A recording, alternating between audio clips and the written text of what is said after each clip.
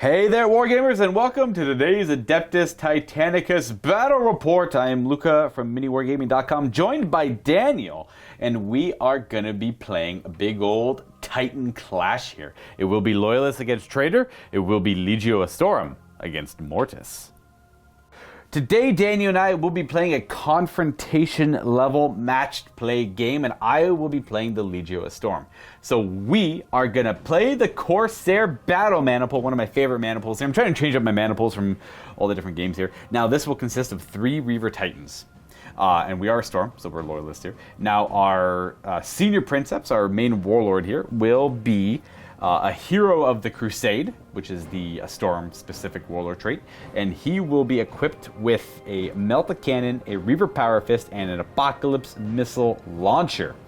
Now, on top of that, we had to spend a lot of points on war gear to fill out our points here to get closer to 1750. I'm at 1745 here, if anyone's curious.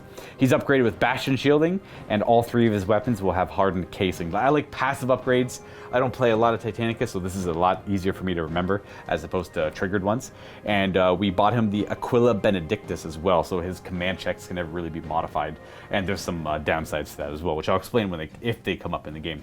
Now, the 2 Reavers joining him, however, in the Maniple will be one with an Apocalypse Missile Launcher on his carapace, a Gatling Blaster, as well as a Laser Blaster, and he has a similar universal war gear upgrades, Bastion Shielding, and 3 hardened casings on his weapons. The last Reaver will have a Turbo Laser Destructor as a carapace, a Laser Blaster, as well as a Volcano Cannon, and of course these exact same upgrades there, Bastion Shielding, 3 times hardened casing. As you can see the pattern here, we got a lot of points invested on the war gear upgrades. Now we have some support Titans here. They are all a Storm as well. We have a pair of Warhounds.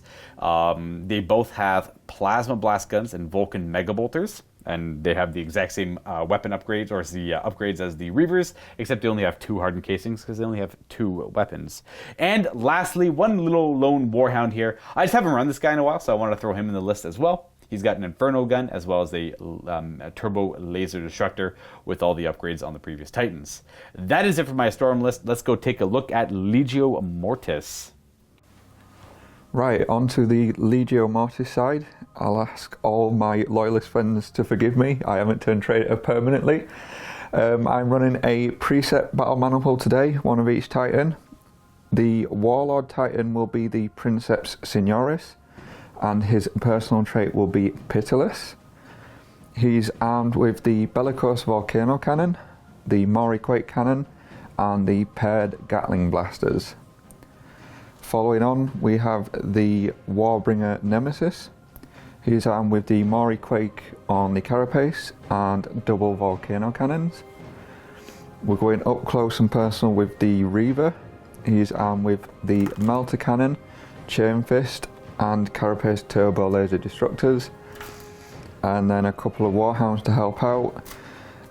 One has double Vulcan Mega Bolters, and one has double Turbo Laser Destructors. To fill out the points, all 5 Titans have the Bastion Shielding upgrades as well. And that's it for the Legio Mortis.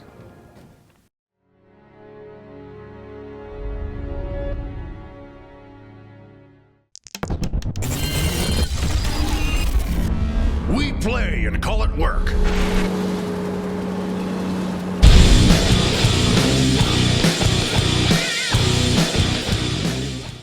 Now, for this match play game, after everything is said and done, we ended up getting lines of battle for our deployment method, which is your standard Dawn of War style deployment with 36 inches of no man's land, because we only get to deploy within 6 inches of the battlefield edge on a 4x4 table for Titanicus. Now, as for the mission objectives themselves, both Daniel and I rolled our pair of dice and secretly picked.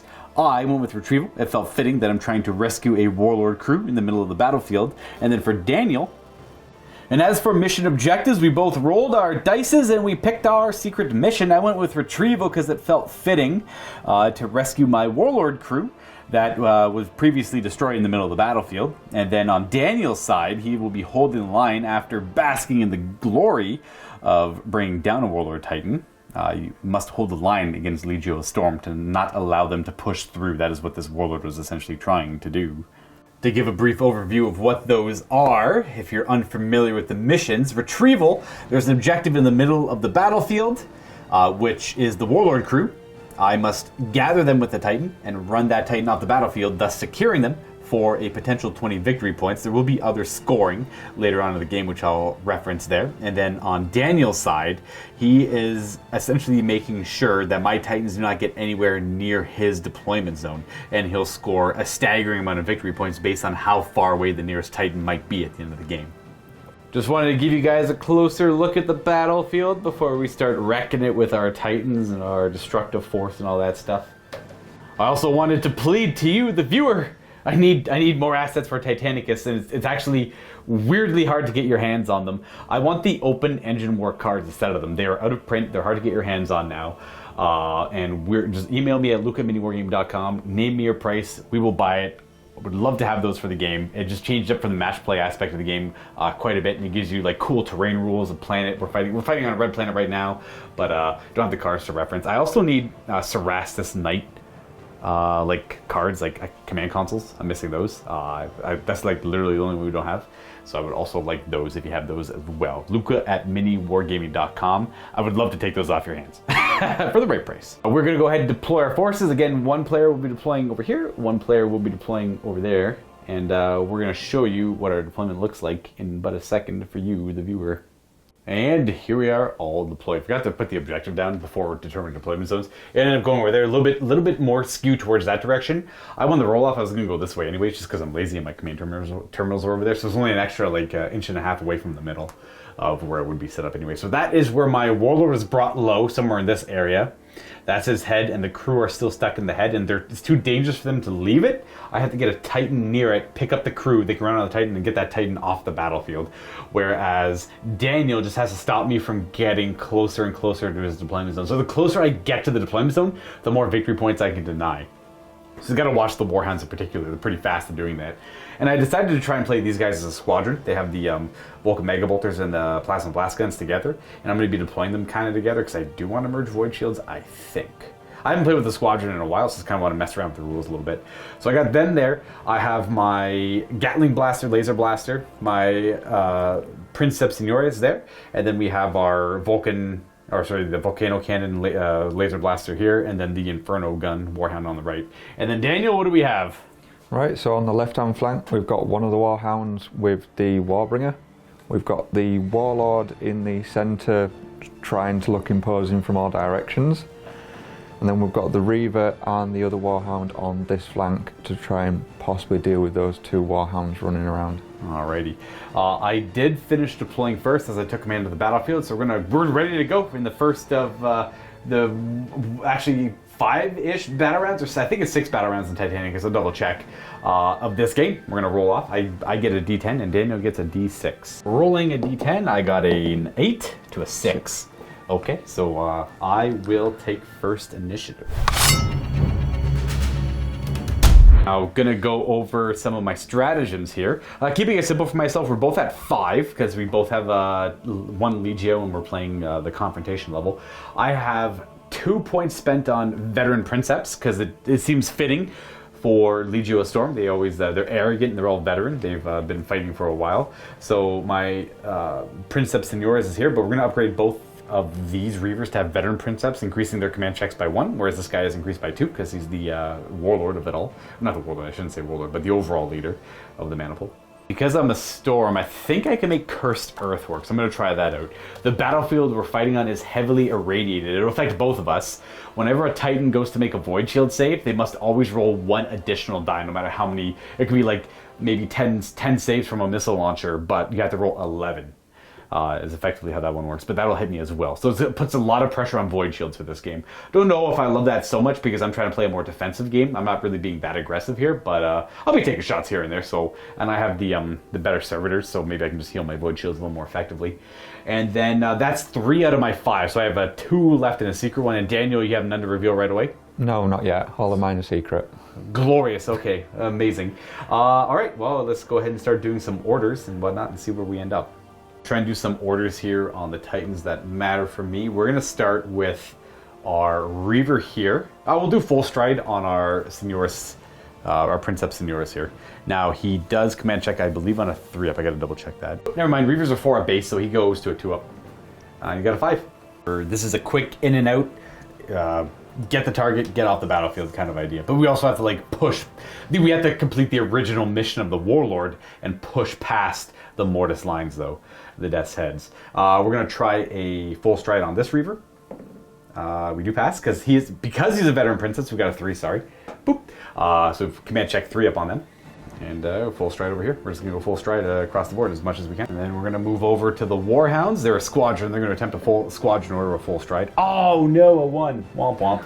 Oh, that's the last thing I kind of wanted to do anyways. So I'm going to do full stride, and thanks to the preset manifold, I can try and do this on a 2+. There you go. There we go. Nice. It worked out. Any other? That was the only order, right? That was the only order for now. Sorry, guys. For Titanic, it's supposed to go. I do the first order, then Daniel would do one. But then we kind of talked off camera. We were all just going to do full stride across the board, and Daniel only wanted to do it on that one guy, so it wouldn't have been like crazy interactive. On to movement. I'm just going to show you where all of these Titans end up with their movement. It's not too fancy. I am running the Corsair Battle Manifold, which means that these 3 Reavers can use their full range of movement, both sideways and backwards. That's the unique thing with them. So they can like slip in and out of combat, or behind terrain and whatever it might be, so they don't have to move in the front arc to really do it. They're a lot more maneuverable, but the downside is they can't boost their speed and do that, so I can't really use like the warpath thing with them. But I believe I will start, I will do one. I'm going to use warpath on this Reaver to get it some extra movement, because it can move in its front arc this turn. It's called War March. I can do that first and second battle round of the game, but I have to roll 2 of these dice and take the worst result. That's 2 reactors. So I have to take, his heat level goes up by 2. Right, so I'll show you, that's where he ends up. His heat level goes up by 2, but he moves 11 inches. So he moved in his front arc a couple inches, then forward 9, then just did a maneuver that direction. So that would be full strides. He just goes forward. And then we have Daniel's move up next. So we're going to show you where they start. Simple. Yeah, boom, simple. Moving right up to the pipes there. And then he'll be able to move forward in the combat phase. I'm going to come over to my Reaver here, my Princeps Senioris, the senior Princeps. I'll be calling him a senior Princeps from this point forward. Just ending there using the Corsair only for like an inch of the movement there. But hey, that's an extra inch I got on movement. It might matter. So the Warhound, we're just going to move up to the edge of the pipes, straight line. We're going to bring it down to our Reaver here. He's going to Corsair this way and then move forward. Just slid and went forward. Right, so now that I know that Luca's not being shy, my Warlord will shuffle slightly forward. So we just shimmied about an inch or so to the right. Yeah, so he took a couple of inches to sidestep, and then he moved forward a little bit as well. A little bit more ponderous on the Warlords. And onto my Warhounds. These guys are just going to bomb forward. Just moving up 8 inches. I'm not going to push their reactors at all or anything like that. You know what? I will. I'm going to push their reactors to increase their movement speed, but I'm not going to War March. I've learned my lesson with War Marching. And they're going to go... Oh, free. Nice. But hypothetically... Okay, nice. That's if I would have War Marched. You know, technically, that would have been... I'll do this properly. So they activate individually still, when you still push power to their certain aspects of their engines. His is free, but I would have rolled, then I would have moved him, and then he would have moved afterwards, but he rolled Awakened Machine Spirit, so he's going to gain a level of heat and roll on a command check. He will roll a 7, he'll pass his command check, and he'll take a level of heat and move forward normally. But if it was War March, I would have rolled 2 dice for that guy taking the Awakened Machine Spirit, then this guy probably would have like rolled something horrible too, but in the end, not bad. So he'll just end up there, but he's a little bit hotter. So the Warbringer, we've got it ready. It's just going to go up his 5 inches and then a single maneuver ready to look downfield. Yeah, makes sense. And the last thing I have to move is this Warhound over here who, yeah, I'll push him. Why not? I guess there's a lot of reasons why you shouldn't. He'll gain a level of heat. He's relatively safe to bomb right up the field there. And then he won't bother maneuvering. So the Warhound will end up roughly around here, but we'll see about maneuvering around the rock. Oh, it should be no problem, yeah. So the Warhound's finished his move next to the pipes, looking down the other Astorum Warhound. And then that's a pretty easy move, nothing too wrong there. And then we're on to the damage control phase. We're going to go ahead and, I'll quickly, the only ones I have to roll for are my guys here, then we'll go ahead and do the Mortis ones. I know we do go back and forth. Actually, do you even have any heat? No. Alright, I'll just do mine then. For this Warhound here, he's got a level of heat on him. He'll vent it. And then onto the Warhound over here, he's got a level of heat on him. He will vent it. And then this Reaver's got 2 levels of heat. They have 3 Surtur Blades. And I get to reroll 1 of these because I am Legio Astorum. I'll just vent 1 level of heat. The only one with any actual damage on the console will be this Reaver here. And then we're on to combat phase, starting with me. I don't really have a whole lot to do. I got full strides to activate. These guys, I'm going to look at their weapons. I don't believe they have range, though. Yeah, whatever. They might have some range. I'll do some shots to this guy. I'll double check the range. They'll enact coordinated strike, because not that it'll matter. Double checking. He's about 18 inches away. The only downside is his Vulcan Mega Bolter will be firing through this. He's about 50% covered. It's like pretty close to 50%, so it's -2 to hit with that. And then this one is fine, as is. Now, these are hitting on 5s against it. We have 3 hits because of rapid fire. Which is 4 Void Shield saves because it's a Cursed Earth. 4 Void Shield saves. You only fail 1. Not bad. His Plasma Blast Gun, which would be... This one, I don't think it has any cover, but it is -1 hit because of the range. 24 overshoots him, so we're going to put 2 Plasma Blast Gun shots right in the middle of him there and see what that gets us. Hitting on 4s because of no cover. So, that's 4 shield saves. Well, 5. I don't know if it's 6 or 5, technically. I believe it's 5 saves, because it's just the 1 weapon. So we'll go 5 Void Shield saves. You still have a 3 up, I believe. Or do you have a 4 up now, because you lost 1 level? I think so. We're on a 4 up, and I'll use my Bastion Shielding to reroll 1s. The 1s per game for free. You get a Power reroll there. Voids. Does it help? Yes. It does. So we lose 1 more level. And then we're moving on to the second Warhound, firing his Vulcan Mega Bolter. And 3s. 6s are good. We have 3 hits, and that's 4 Void Shield saves. 4 ups. I feel 3. I believe they collapse. Yep. And then we have the 2 Plasma Blast Guns on them. Hitting on 4s. That is 2 scatters. And full scatter in D10 plus scatter die. That is going to be a 3-inch scatter, which I think mathematically misses. It's like effectively like right there. You can always get like cheeky and like aim like over there, and hopefully it scatters that way. Then a 3 would hit, but like you're always if you aim directly in the middle and you roll a 1 or 2, it'll at least always be like 1 hit. If you roll a 1, it's still 2 hits, which is nice. I think, pretty sure. One just scatters over there, doesn't do anything, and the second one scatters. Believe it? Yeah, it's 8. It's like over there. 8 inches. Like really fancily blowing up that area there. But hey, he almost took some big damage there. Oh, I didn't even declare maximal fire. I forgot to. That's okay. We didn't get anywhere. We didn't roll any 1s anyways. So over to this side of the battlefield, this Warhound's going to have a shot at that Warhound and just hope that we'll knock down a couple of shields with the Shield Burn. Works out. You're gonna do draining then? Yep. All right. We'll do for the first one. We have a little bit of heat, and we're gonna roll up the shots. I guess you can do you can decide if you want to do the second one based on how well the first one does if you want. 2 levels of heat, and there's no negatives here, so just 3s. A pair of hits. His shields go to a 4 because it's shield bait, and I will make neither of them. Ooh. So his shields go down 2 levels. There we go. He still has 1 level of shield left, and we're gonna not do draining on the second one. So a couple shots, and it hit. Well, actually, I cheated you a thing. I owe you 1 more 4-up save. Oh, Cursed Earth. Because of Cursed Earth, but I passed that. Yeah. Now I owe you 2 saves on this one, and there go my shields. Boom. Shields go down on him. Not too bad at all. All I really have left are full strides. I'm going to do those last. So screw you. I'll fire right back. I'm going to throw hate back at that Warhound. Now, unfortunately, only my Turbo Laser Destructor will be in range as the Infernal Gun is not very lengthy. I'll even do draining on him. We got a level of heat. And a couple shots on 3s. Oh, I've got a hit, but that is 2 Void Shield saves at 4s. Regular shields. He passed both. Boom, boom, boom. Nice. We're going to move over to this Vulcan, Warhound with a pair of Vulcan Mega Bolters on him. Which Titan would you like to fire at?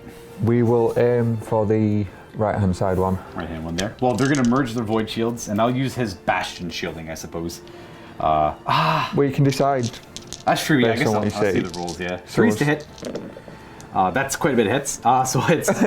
these all hit plus 2 more. Yeah. And then I'll have to make an additional save. So it's 3, 6, 8, 9 saves. Yeah, I'll go ahead and boost his Void Shield. Roll the reactor there. I won't use Bastion Shielding. It's free. Nice. These are 9 of them because of Cursed Earth. That's going to fail 3 of them. Oof. Take all the shield hits on this guy here, so his Void Shields collapse. That means this guy still has a 3-up, though, for the other Vulcan Mega Bolter coming in. Boo. Try again. 3s. Okay, a little bit less hits now. It's 6 saves because of Cursed Earth. And he'll boost again. There we go. It's 6 saves, but they must all... Oh, he passed all of them. Oh, well done. Right. All right, now I got to work on my full strides. I'll start with this guy here. So he'll just full stride there, getting further up the battlefield. So I'll full stride my Reaver as well. Forward he goes. Straight over the pipes. Hello. And that'll bring me to full striding. I'll full stride this Reaver. Just to there. So the Warbringer is going to shoot downfield to the Warhounds and see what damage we can do with those shields still up. Thing has more than enough range, so we're going to place that blast marker right there, covering that void shield generator. So it'll be 2 hits on him and 1 on them on a direct hit. Good luck. That is a 3. Yeah. All right, so that is going to be 2 hits on this Titan, this Warhound, and 1 hit on this Warhound. We're going to merge void shields all the same. Requires 3 saves because of Cursed Earth. This one requires 2 saves. We're going to use the Bastion shielding to boost the saves, I suppose, against this. We'll start with this guy here, right? So reroll the ones. They all pass, and then this guy has 2, which he takes the save, so he's dead. That's it. Now he's got no voids left from before. This guy's got a 4 up. On the volcano cannons, they're both pretty open line of sight down the table here at this angle here. So same spot. We're gonna go. It'll be 1 hit on him and 2 on him on a direct hit. But we have to do draining first. That is a double heat on the first one, and then does it hit? It does not. Does scatters. not. Now let's see where that scatters. D10, 7 inches backwards. That's gonna land somewhere around here. And then you could fire the second one if you want. No, after that I don't want to fire the second one. Fair, okay. And then after they get pounded by the Quake Cannon, my last full stride will be my Senior Princeps. And he's going to full stride forward. Funny enough, my Hero of the Crusade, like Warlord trait's not going to kick in because that guy's the closest to the enemies. He has to be the closest for them all to get +1 of their command checks. Just the way the deployment worked out, the full stride worked out, and the boosted movement worked out, it's just...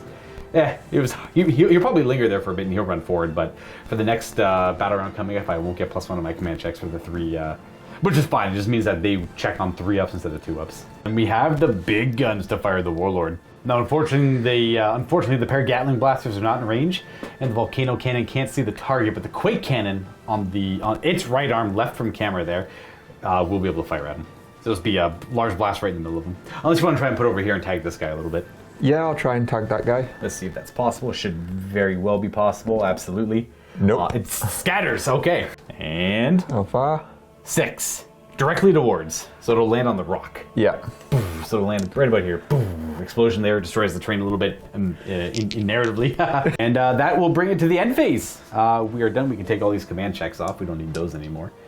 And didn't really do a whole lot of damage. I lost a lot of my shields, but I chose to be more maneuverable this turn, or this battle round, and I'm going to move on to the second battle round. If anyone's curious, our reactors are all in the greens and yellows, so we don't have to roll for any of that right now. If anyone's curious, because we all have Bastion shielding upgrades, I have available on everyone except for that Warhound, and then the same for Daniel, except for that Warhound over there. Rolling for the next phase, or the next turn, I got an 8. 3. I'll take command of the battlefield. So in the strategy phase, I'm going to pop the stratagem Ablative Armor.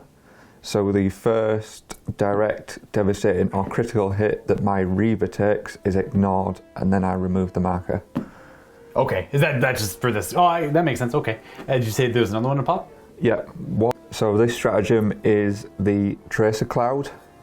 We're going to have a 5-inch marker. Oh, good. And it'll be around here roughly. I'll sort the final place in a moment, but basically any Titans that are under that marker, my Titans get to reroll hits against.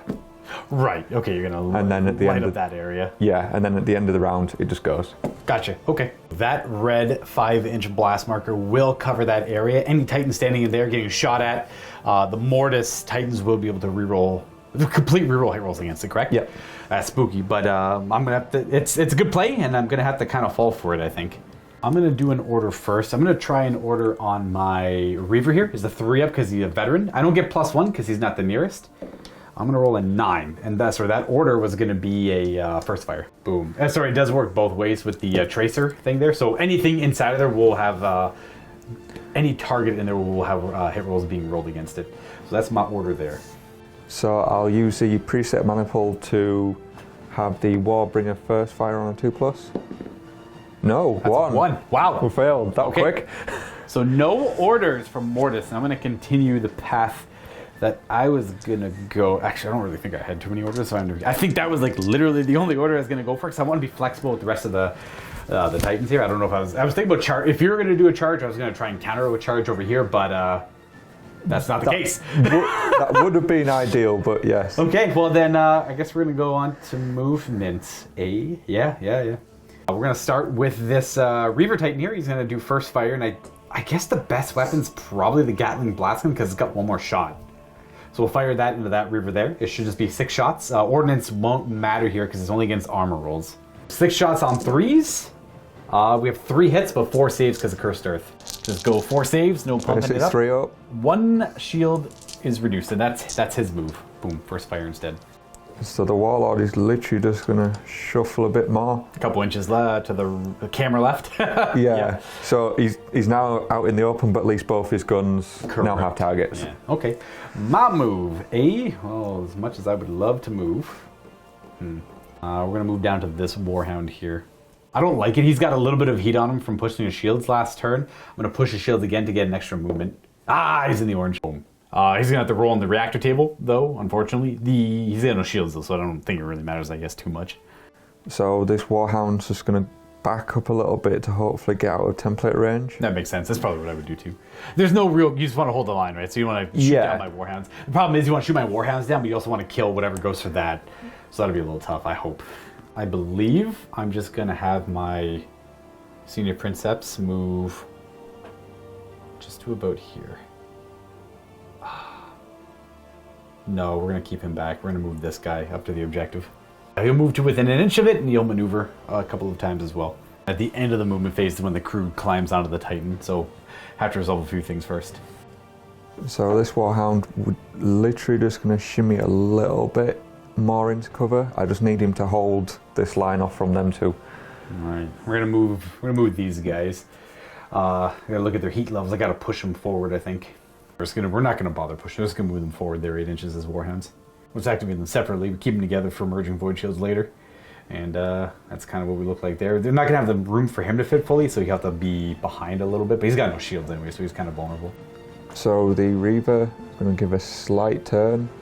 This out of the way, because he's going to end up going to that spot.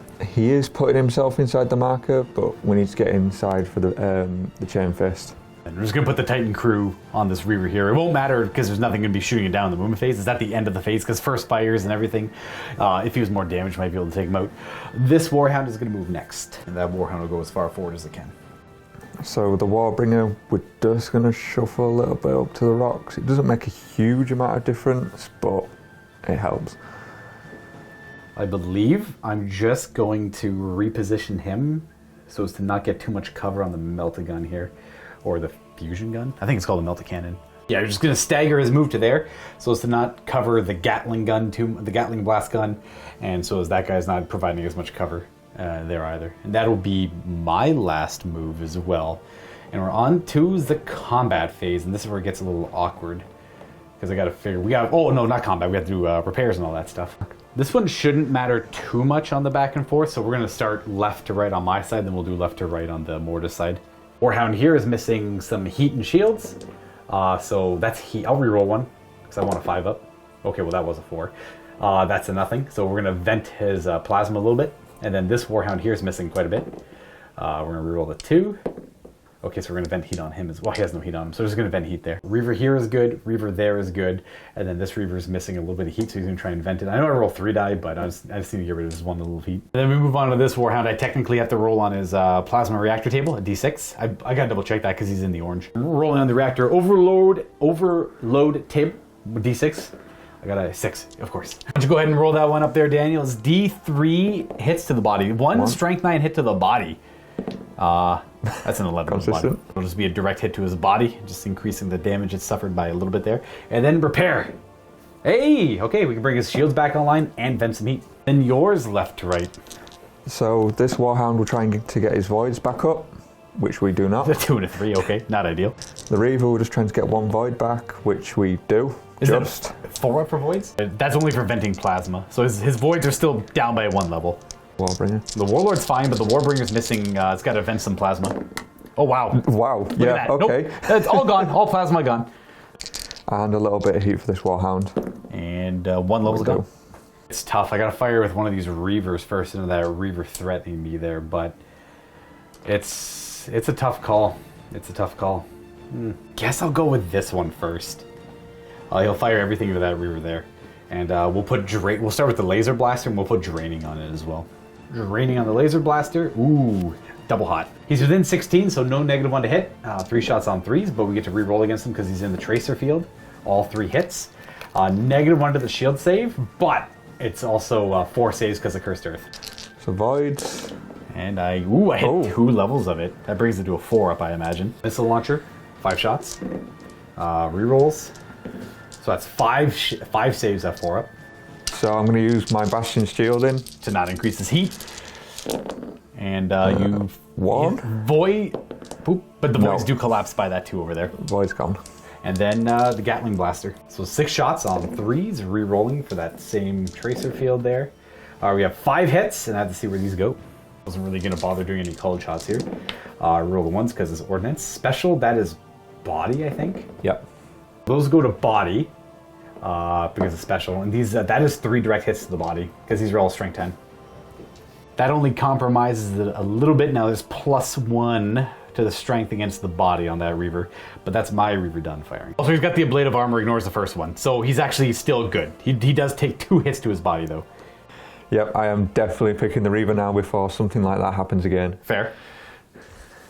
Called shots to the body. With the chain fist, we have I think 2 hits because you get +2 to hit. And then let's see the damage. Don't roll 1s. Ooh, that's a couple good hits to the body. It's rending, so that 6 will be an additional D3 strength. Ooh, 3 more strength. A strength 12 hit, and then a strength 16 hit because it's a 9.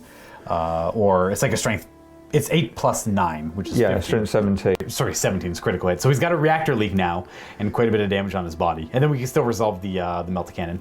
So we got a single shot here using his weapon skill. 4+. Oh, yes. 2 hits on him, and it won't hit you either. So roll to see where it actually hits, because this is a blast. It is kind of random where that goes. It is going towards the legs. Legs. So 2 dice against legs. And because it's fusion, it rolls d10s. So we have a 6 and an 8. So it's 16, 18. All right, that's pretty bad. We got some pretty heavy damage on. I expected to take some pretty heavy damage from the melee Reaver coming in. But I still have my full void shields against all the shooting from behind if there is more shots at him. To give you an idea of the damage on this guy right away, it's not super good. I'm going to go with my Reaver here before he takes too much more damage. Everything is going to go into the Reaver facing me. And I got a Volcano Cannon and the Laser Blaster. The Carapace weapon is too close. That's why he didn't fire his at me either. I'll do the Volcano Cannon first. Ooh. That's a command check. We pass. Okay, so we still get some heat. Do the same thing. We're just going to put the blast on the back of his base there to see if it hits. Should be on a 4 because we're in weapon skill range. Oh, we do. We have 2 hits on you. It's a blast. It's random. So it's going to be body. Oh, hey, we got body. Hey, you already got some damage on your body. Nice. That is actually 2 devastating hits to his body. So that does cause a reactor leak on him as well. From the previous damage from the this Reaver firing at him. And we might as well attempt some cold shots into the... Oh gosh, do I do 6s to hit with the Laser Blaster on the body? Ugh.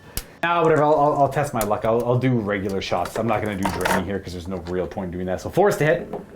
I would have had a hit anyways. Okay, we'll see where it goes. And that's going to be body, but it's a 1, so superficial damage. Well, that's it for that Reaver.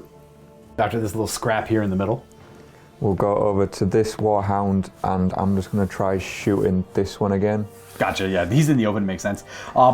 Before we resolve that, I did remember I had 2 misses from the Laser Blaster into him. I think I would have re-rolled those because we're both in the Tracer field. Sorry about that, folks. Ooh, that does mean 2 more hits that were to the body. And then rolling the strength. So that's a 2 and a 3. That's this Reaver over here, so that's going to do 2 devastating hits to him, which will give 2 more critical damages. So he has got reactor leaks, void shield generator burnout, and reactor. He's actually got reactor leak 2 right now.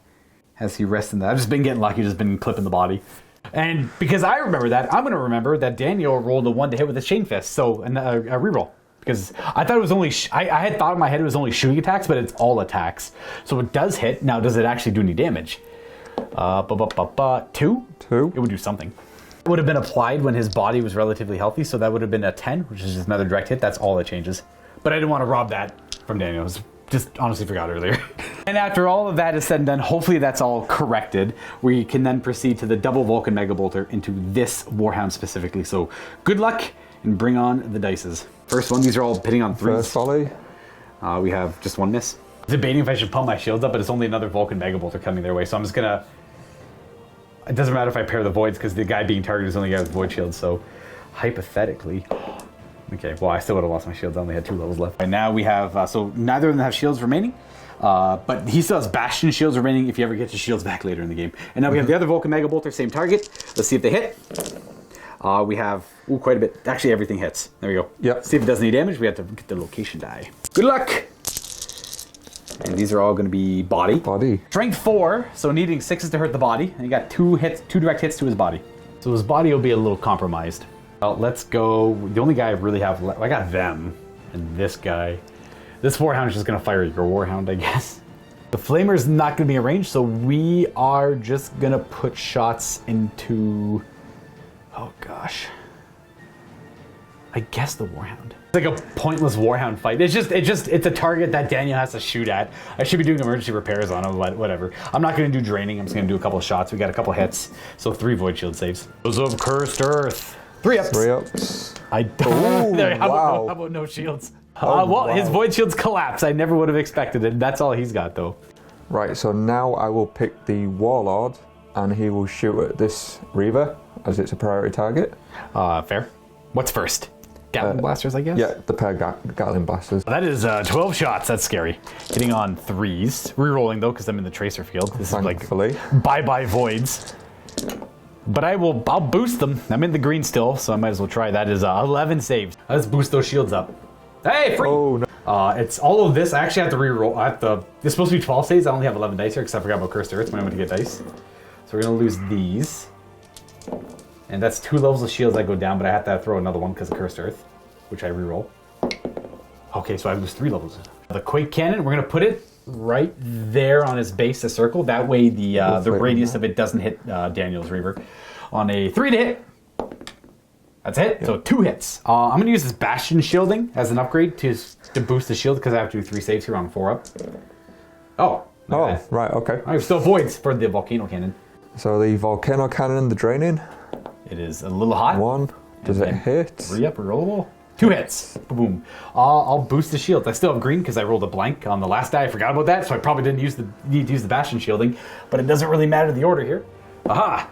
Okay, I get hot. I do owe 3 saves on 4 up. Ooh, I do fail, so my shields collapse. Boom, boom, boom, boom, boom. But I'm going to reveal my stratagem here.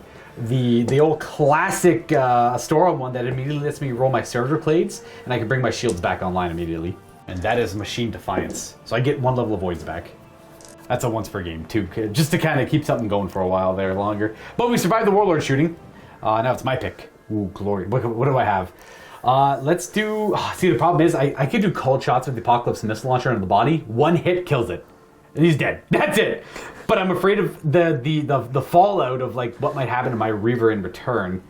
And I still have to survive his firepower. And he's not going to be doing anything right now.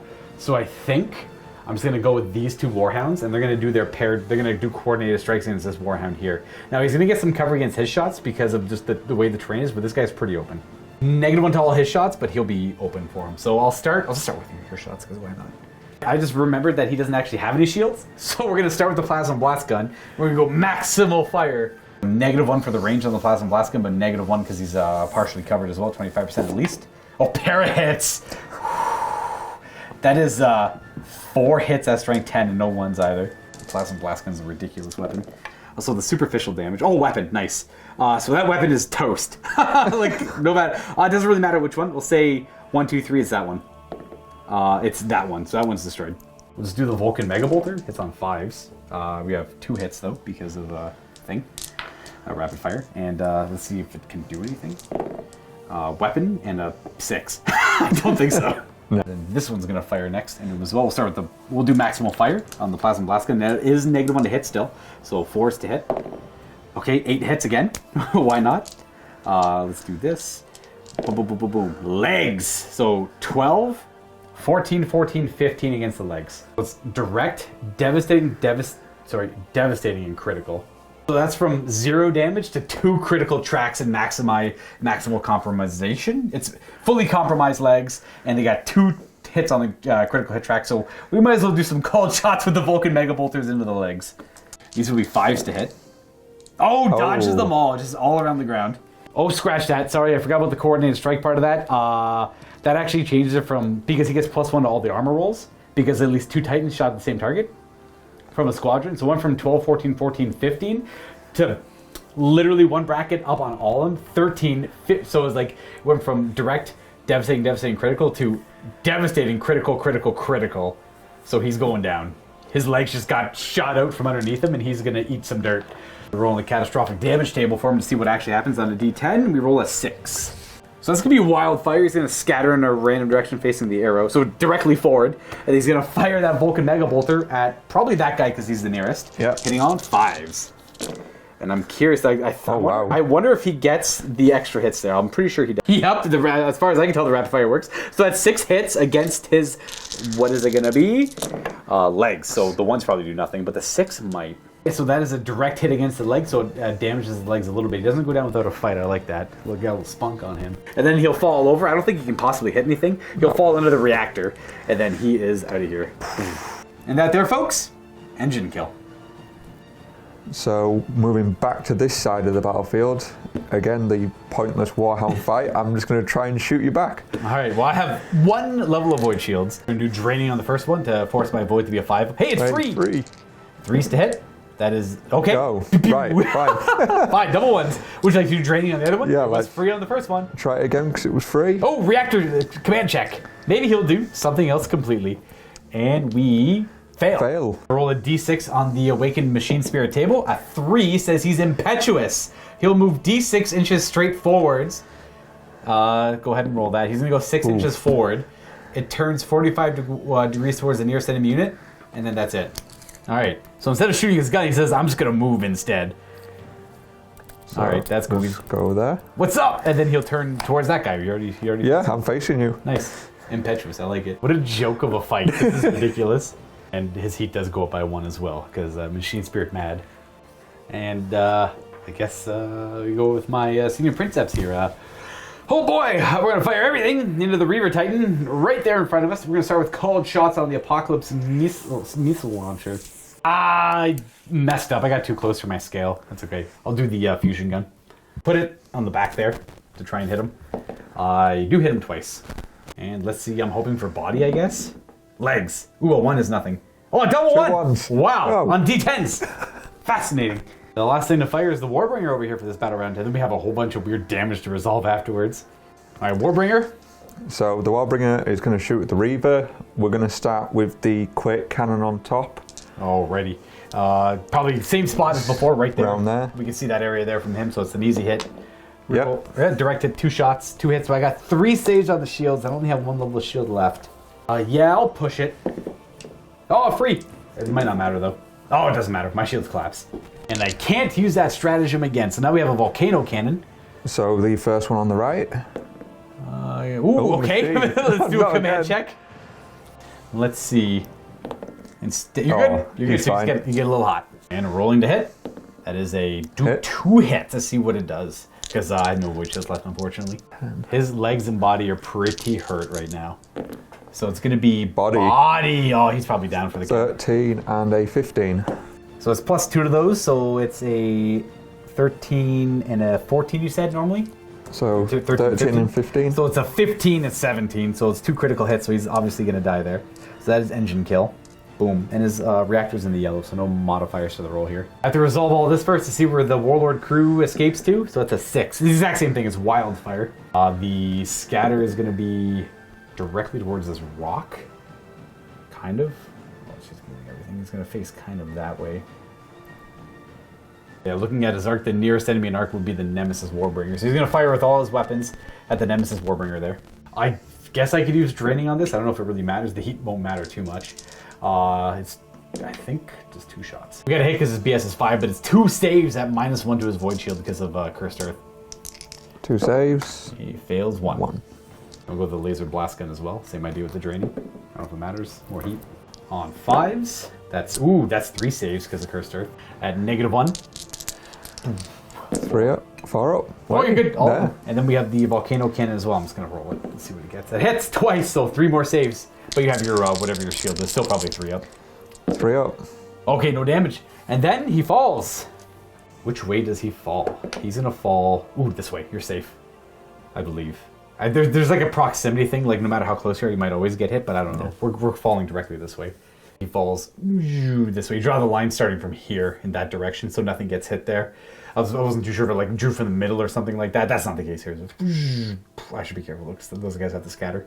So effectively, that's going to be there. If you would like to do the honors, Daniel, in declaring. Engine kill. Engine kill, yes. Let's see where that crew go. They scattered D10. This would be glorious if they come towards me. Oh yeah, 4 inches. Not directly towards me, but kind of like at the angle his base is. So the crew evacuate and land there. This guy falls over there and is destroyed. And then, if you can't, just remove that, because that's gone pretty much now anyways. Yeah, That's we're at the end of the turn now. End of the turn there, so leave him there. And then, engine kill. You know, this rescue mission is always so costly. Save the Warlord crew, but give up your entire mana pool to, like, do so. Now we're on to the end phase. That Titan is kaput, so I don't have to worry about his, like, locomotors and reactor leaks. But that bad boy's got some stuff wrong with him. So his heat's going to go up by 2 levels, but he's got, like, for whatever reason, no heat on him. He just hasn't need to pump his shields up, so he's in the yellow right now. But it means he'll be taking that every turn. So he's eventually in a precarious position.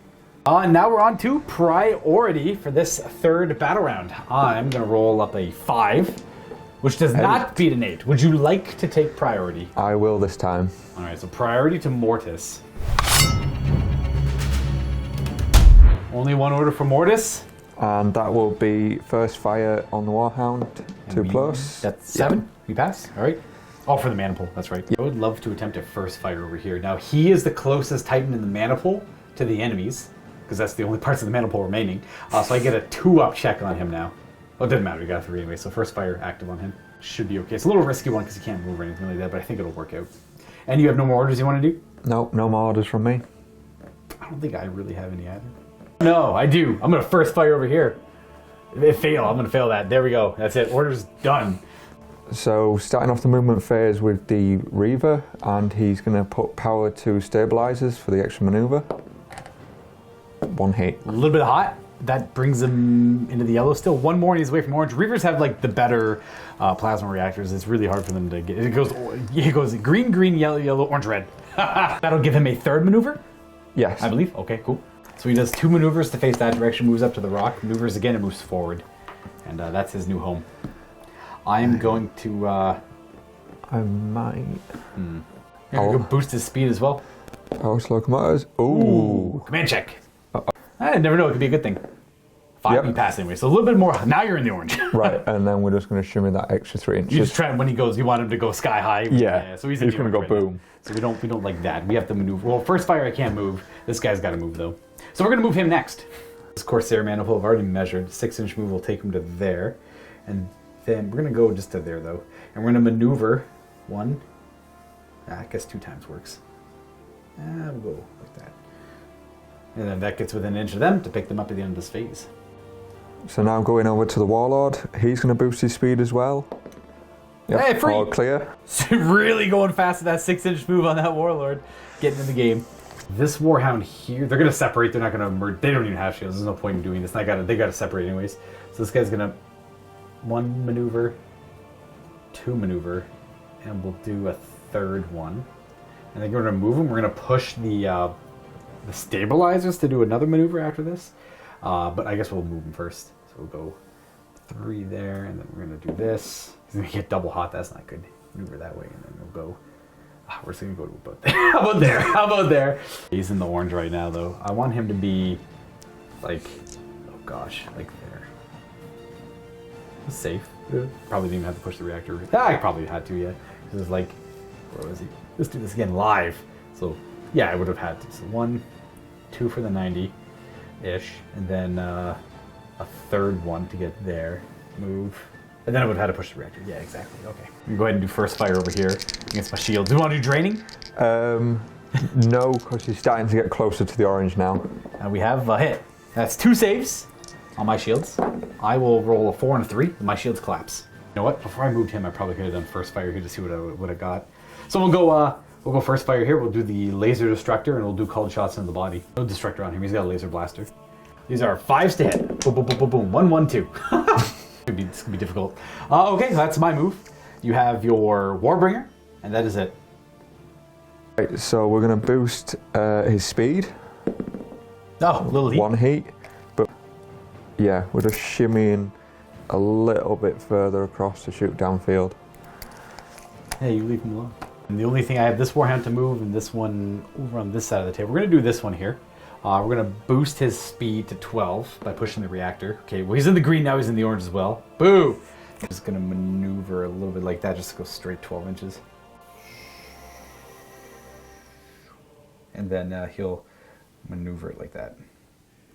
And then from him, we have my Warhound over here, who's like debating. Like, I kind of wanted to go through that gap, but I didn't expect you to close it there, so that's not ideal. I didn't either. So I think I want my Warhound to go. I don't want to fight a Warhound on Warhound fight. And this guy's going to do something weird. He's going to turn this way. His scale's big enough to walk over that. He's just going to go right here. For the Nemesis Warbringer. Stranger things, right? Oh, okay. That's it. You get to do damage. You get to do your damage control first. I guess we'll go back and forth on this one because it might matter. I don't think it will, but we'll figure it out. We'll try and fix this guy first. 3 dice. You could vent heat. That's it. That's about it. Oh, his void shields are burnt out on the critical damage. You might be able to repair some critical damage on 5s. I'm gonna repair the body a little bit with that one. So I'm gonna keep his heat where it's at. Oh, you have to roll on the table first because you're in the orange. Yep, true. D6. Hiya. That is a 5. That would have been Void's collapse, but he had no Void Shields active already, so it means it goes to a 6 to an 8 instead, which is a further plasma leak. So you take D3 hits to the body at strength 9. So it's 2 hits to the body, and is currently compromised to +3, right? Yeah, plus so 3. He's just strength 12. So, double ones! Oh my gosh, beautiful. Okay, and then you repair critical damage. So his body is only at Void Shield, Generator, Burnout, and Reactor Leak 1 now. It matters too much. We're going to go to that Warhound, who's a reroll 3. Nice. I'll vent heat and get my shields back. So his shields are back online, and he's back in the green. And before we forget further, that Nemesis Warbringer, part of Legio Mortis, did bring down a Titan. He got an engine kill. Every time a Legio Mortis Titan gains engine kill, he gets a Reaper Tally token, which is Reaper Tally 1, which means every time he goes to fire, he'll have a reroll available to him, essentially. There's a little bit more to it than that, but he's a little more effective. He's kind of hyped up from the kill. We're just going to fix him up a little bit here. So, repair him while we're here. We got a 6. Okay, we got a 6. You can either bring his shields up by 1 or vent a little bit of heat and stay in the green. We'll bring his shields up by 1. All right. I'll just do mine in line. We're going to go to my senior Princeps here, and he is, never mind, he's fine. We're going to go to this Reaver who's in the yellow. So we're going to roll up his recovery, see if we can vent some of that heat. So we get a reroll, and we vent 1 level of heat. We're back in the green, and sorry, that would have been picked up at the end of the movement phase. I just noticed it now. It's on the other side of my dude. So he's got that. He's got to get out of dodge. So we'll do the Warlord next, and we're just trying to get rid of some heat. And we got some heat. He's still missing one. He can vent his plasma one more time, but it's not too bad. Now, both the Warhounds are in the orange, so I got to roll for this one here on the reactor table. That's a 6. Ooh, plasma leak. If you would be so kind to roll D3 strength 9 hits to his body. That's 3 hits at strength 9 to his body, and his body is not compromised, so just straight 9s, which is a 12, 12, and a 15. Well, that plasma leak was just a casual, double devastating and critical hit to his body. So instead of it being not compromised, it's now fully compromised, and we have a reactor leak. Awesome. And then I'm gonna go to roll to repair him. We get a reroll. Okay, awesome. Do you have any more to do? Just the Warhound trying to get his voids back. He does. Oh, nice. He got a level of voids back. And then onto my Warhound over here, who is also in the orange, so we got to roll for that as well. Please stop rolling 6s, Luca. A 4. I think that goes to a 6 because he has no void shield. Oh, that is right to plasma leak, so please got no voids either. So if you'd be so kind as to do D3. So 1 strength 9 hit to his body, which is a little compromised, so a 13. And that brings it to a devastating hit on his body. My poor Warhounds. And let's see if he can't vent some of that heat now, I guess. Okay, reroll because we're Astorum. Hey, 2 levels of heat. Puts him back in the green. I believe we're done damage control onto combat where Mortis gets the first shot. Because he's going to die, we'll start with the Reaver. He will shoot the Reaver in front of him and only with the melter cannon because of the carapace range. Gotcha. Well, we have some shields, so hopefully that'll work for us. I assume we're going to put the blast somewhere in the middle. Yep. Does it hit? Yes. It hits 3 times, technically, because of Cursed Earth. Push his shields to try and reroll once. Okay, maybe not. Survey says we're good. Sorry, that's a 4. 3 ups. Reroll 1. Hey, we're good. Well, he's done his job, I suppose. We're gonna move on to. Oh gosh, Like that guy's not really in nothing. That guy's not really in too much threat. So I guess we're just trying to put this guy down because he can put some of his shots into the Warlord later if that guy is no longer there. So I'm gonna start with the Warhound here, who's gonna get the honor of bringing down maybe a Reaver Titan. We're gonna start with the we'll start with the Vulcan Megabolter doing cold shots. It will be flanking, so we're gonna get an extra strength on this as well. Oh gosh, I'm like 7 3/4 away. So I will get +1 to hit with the Vulcan Megabolter, but on the flip side, that guy's scale is within my scale. So I'm within his scale. That's not ideal. All right, well, we're going to do cold shots to the body. So these hit on 2s now to 4s. And we have 2 hits on the body. And then the body's fully compromised. So these are +4 because I'm on his flank. And what is the minimum armor for the body? The minimum would be 10 normally. Okay, so I'm at strength 8. So that, oh geez. So that's a 13 and a 14 on the body. 2 devastating hits. But he's already at max track side. He was in the middle critical, so puts it to the red, and then it pushes him over. We have engine kill. So go ahead and roll me a d10. I believe you add 1 to it because you're in the orange. Are you in the fully red? No, I'm in the orange. In the orange, that's right. The void shields are collapsed. That's what I was looking at. +1 to this. A 9! 9. So the Melta Cannon's magazine detonates. So everything within D3 plus scale inches will take some hits here. So roll a D3 up. D3. So it's so 9 inches essentially. All 3 Titans are hit by the magazine detonation, but they will get their void shield saves if they have any, because it's not within 2 and it doesn't state that it ignores void shields because it's kind of like a range attack. Okay, boy, we'll start with where do you want to start? Actually, it's up to you. You get to pick. So we'll just go around. So with this Reaver, D3 hits at strength 11. So 3 strength 11 hits. You have to roll the random location. I guess the location wouldn't matter. He's at void shields. Oh yeah, you've still got them up. So it's just 3 hits on my void. I should just do 4 void shield saves. 4 Yeah. each. The Cursed Earth, it will be 4 hits. I'm gonna push his reactor to. Okay, maybe not. Hello. That's a 6. We're good. So 3 up. Reroll. Can we take? We lose a void. And it'll be D3 +1 hits against his voids. So it's 2 hits against his voids. I'm not gonna push it. Okay, we're good. He was kind of in the yellow. I don't know. We could get in the orange if I get unlucky enough. And then D3 hits against him. He has no voids.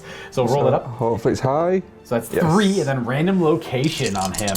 He's not doing so hot in the body. So we're gonna get a weapon. Reroll that one's kind of cocked, but the weapon's like super dead. Yeah, no matter weapon's what it gone. is. Yeah. So weapon is destroyed. So 1, 2, 3. It's the Vulcan Megabolter. It's the plasma. So the plasma's dead.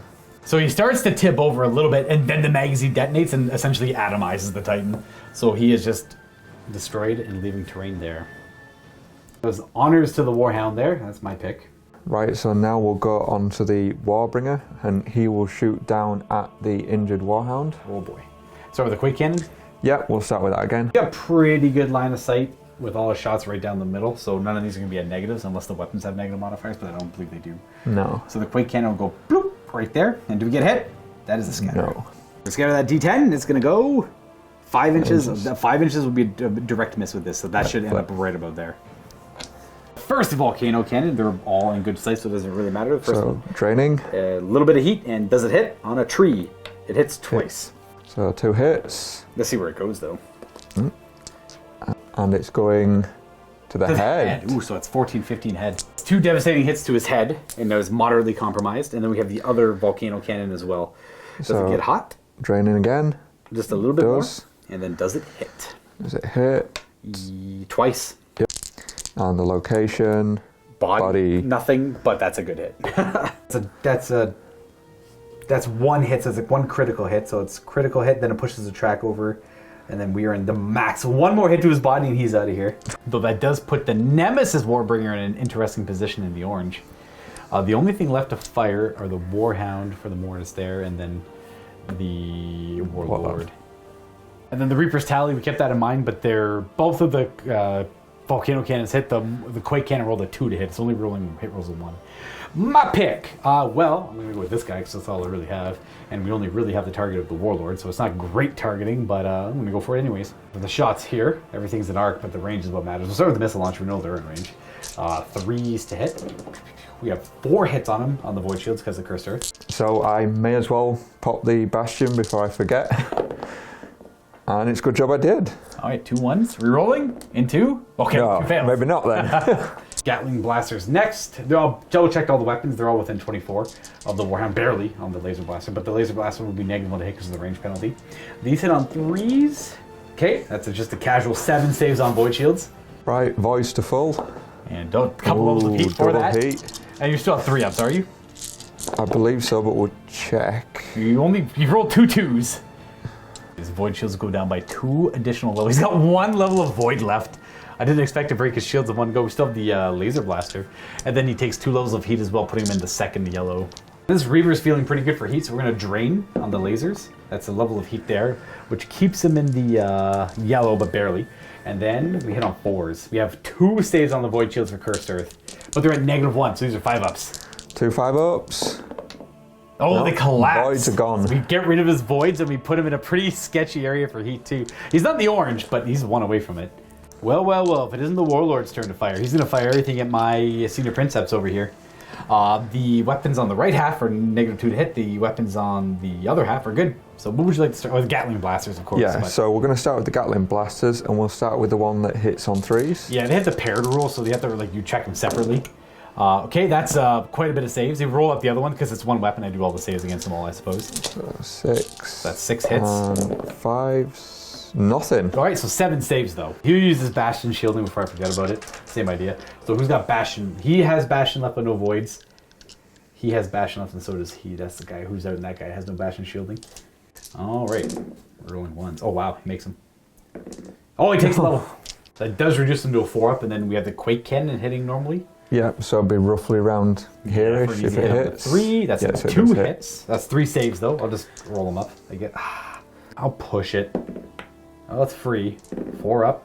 I take a level. I got 1 level of void left for the volcano cannon. Do you want to risk the draining on the Bellicosa? Not for 1 void shield. If I... Oh, because it does if- put you in the orange. Yeah, 1 more and I'm in the orange. So I don't think it's worth it for 1 shield. All right, fair. Okay, that's it for his firing. The only thing I got these 2 homies left, so we're gonna do him because I'm kind of curious here. We're gonna fire my Reaver at the Warlord. I don't think he's an arc for that weapon, but this is 360. So we're gonna fire the Apocalypse missile launcher, but it will be -1 hit because he's 25% obscured. So double checking the arc, he is an arc for the fusion cannon, melta cannon. The Apocalypse missile launcher, I'll fire that afterwards because I actually can't. I thought he still had void shields. I forgot I collapsed it. That guy like 100% collapsed the voids on his own. Forgot he did that. So we're gonna go ahead with the melta cannon, hitting on a 5. We're gonna aim it. The only part we could see is the left foot on screen, but it's technically his right foot. Does it hit? No. Over there, it could scatter weird, I guess. 5 inches forward, no, it's gonna land somewhere around here. And then the Apocalypse missile launcher cannot hurt him. And then over to this Warhound. So I've only got the Warhound left, but as you can see from the arc, I cannot shoot the only Titan near me. Okay, that's fair. So I was hoping I was able to dodge that a little bit. Yeah, you did well. Then if he's got nothing to fire at, I'll go with my Warhound into the side of the Nemesis Warbringer. I'm gonna start with the Inferno Gun. The Inferno Gun, which hits 3 times automatically on the side, so it will be strength 8 hits, but it's random the location because you can't do called shots with it. And we do ignore the voids because we're within 2. So it's to the body at 2 strength 12 hits to the body. 2 direct hits to the body. And then the Turbo Laser Destructor hitting on 4s, 2 dice. They both miss. Okay. Hitting on 4s because I have to use this weapon skill. I got the smash attacks as well. It'll be D3 of them. 2. Ooh. Their scale +1 strength, so 7, but we're in the side, so it'll be a strength 8 attack. And we'll do cold shot. This is a melee one, so we'll just smash into his body. And we get a 2 11s against his body. That's 2 more direct hits. I believe we compromise his body to the first level. Yep. And after that, we go to the end phase of the 3rd round, where we have to do some damagey stuff. Do you have anything weird to do? No, nothing is critical anymore. They're all gone. I do have that guy's pretty critically hurt. He has just a casual reactor leak too, so that puts him right to the red.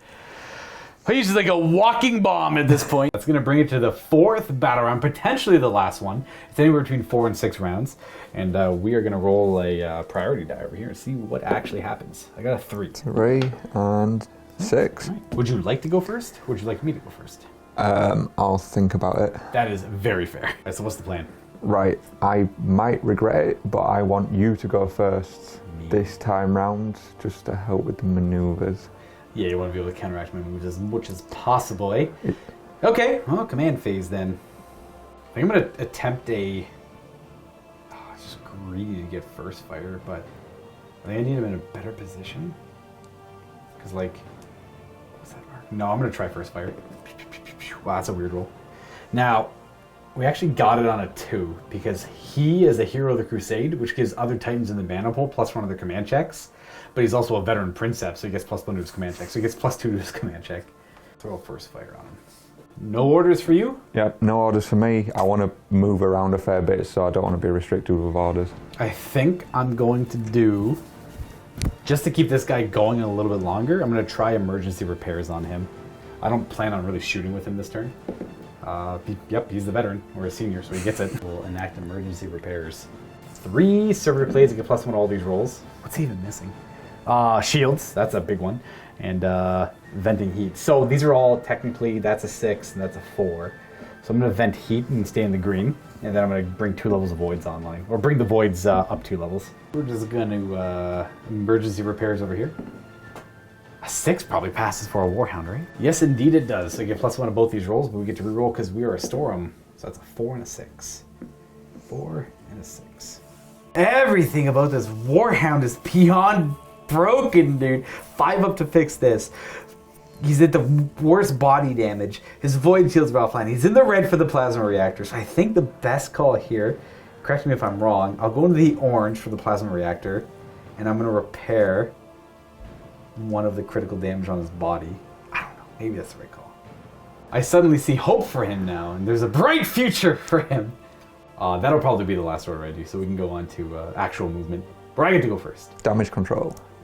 Is that before movement? We'll go movement. His movement. We're going to go with that Warhound first. He's got to maneuver around a little bit, I think. Yeah. He's going to, like, go that way.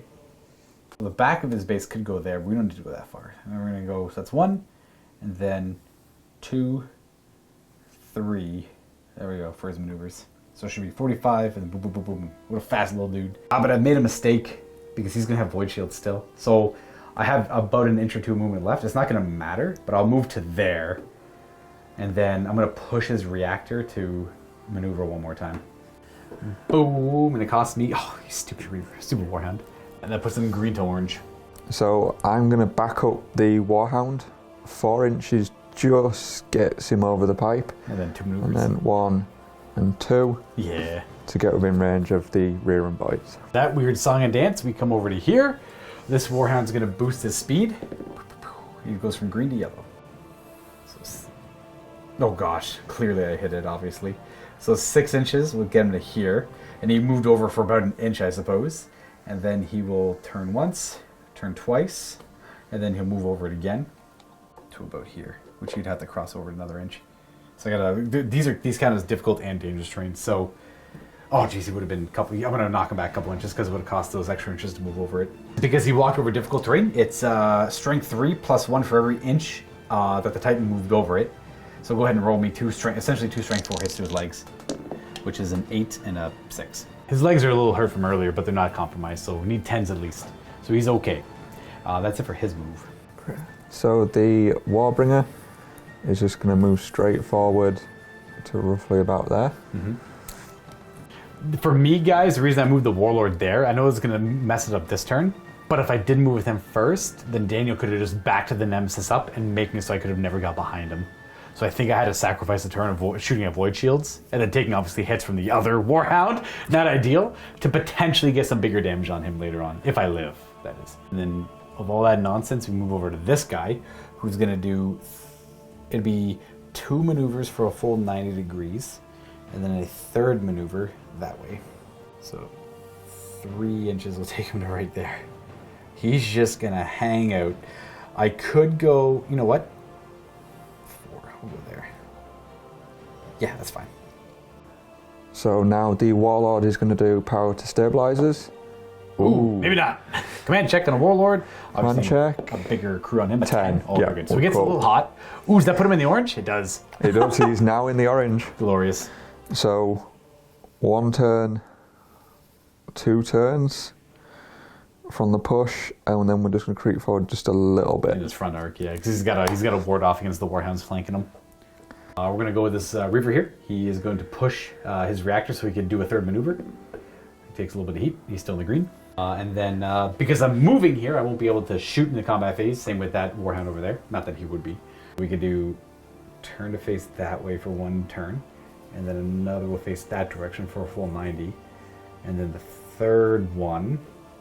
Oh, you know what? We're gonna do his Corsair move now, which will be 6 inches to go there, and then I'd push the reactor there to do his move, so he's facing that way.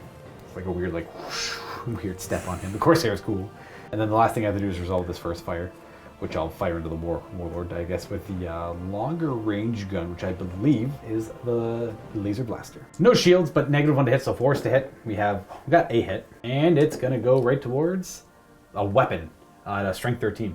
So we want 1, 2, 3, 4, 5, 6. Correct. So 1, 2 starts with the Bellicosa. The Quake Cannon is destroyed. After that first fire, we're done the movement phase. We're on to damage control, starting with me.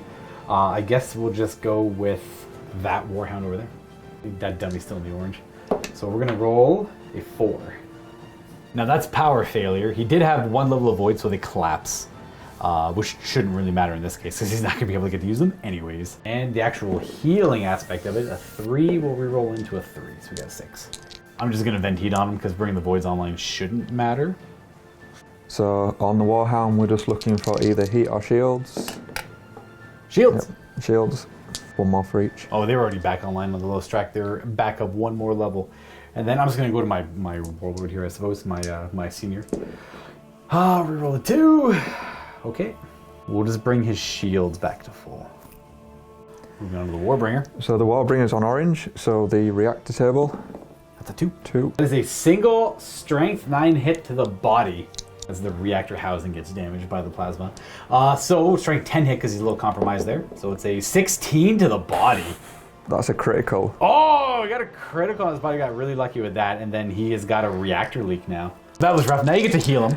For the healing, We have a 4, 4, and a 2. So that's venting heat. I assume you would love to do that. yes, I would love to get rid of all that heat. So orange to the yellow. Go to this Reaver here who's in the yellow for his heat. So we are going to try to vent 2 levels of it. That's all he really needs. Well, not really. It brings him to the green, but not fully. And then to your Warlord. So the Warlord is also in the orange. Oh boy, so here we go. Reactor again. Ooh, 6. That's D3 hits to the body. Is his body hurt at all? No, his body's fine. All right, so he's going to suffer 1 hit to the body, which would be strength 12. Just enough, 1 direct hit. 1 direct hit to his body, will take it. And then he can roll the heal. So the healing. Oh no, 6. that is bad. You can bring your shield back online if you wanted to. Or vent heat. Ooh. We're going to get the heat out of the orange or bring it back to the yellow because his void shield shouldn't matter too much because we've got a Vulcan Mega Bolter staring him down and an Apocalypse missile launchers. Those should be able to, especially with Cursed Earth down. So void shield's a little less effective this game. I got my 2 Warhounds to roll up, so I'll start with the pretty damaged guy over there. A 3 and a 5. We roll a 3. You got a 5 and a 6. Nice. I can't do that yet because he's in the orange. I got to roll on the table. That is a 3. It's a plasma leak because I don't have shields on him. So D3 strength 9 hits to the body. Okay, 1. roll it up. Strength 9. That's a strength 9, but he's compromised. Yeah, so you rolled a 4, that's a 13, but he's compromised on the body, so it's plus 3 to the roll. So that's a critical hit, and he is dead. Yeah, that's critical hit, and then because it pushes the track over, it goes to engine kill. So the catastrophic table is in the orange, so we roll a 10, which goes to an 11. I don't think it could hit anything. It's a catastrophic meltdown. His reactor just, it literally melts down and just destroys everything nearby it. So it is the amount of holes on the plasma reactor table plus a D3, I believe.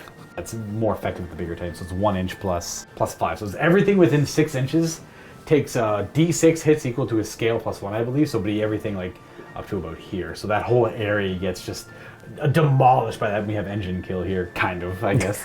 I was worried. I was, no matter what, I was going to be rolling on that table, but I was hoping it was a single strength hit, anything less than 15. It wasn't likely he was going to, actually it was very likely he died there. Boom. So he obviously just gets completely destroyed. So he just leaves this marker here. Not that it should have an impact on the game, it's kind of cool to see where all the Titans fell. It does deny a Reaper tally. The last Warlord, Warhound over there is in the yellow, so he's fine. So he's going to roll a pair of 1s and re-roll into a 5. All that can do is vent plasma, though. I want to do some shots with this Warhound before he gets completely destroyed by this guy. I'm going to do maximal fire on the plasma blast gun, aiming right in the middle there.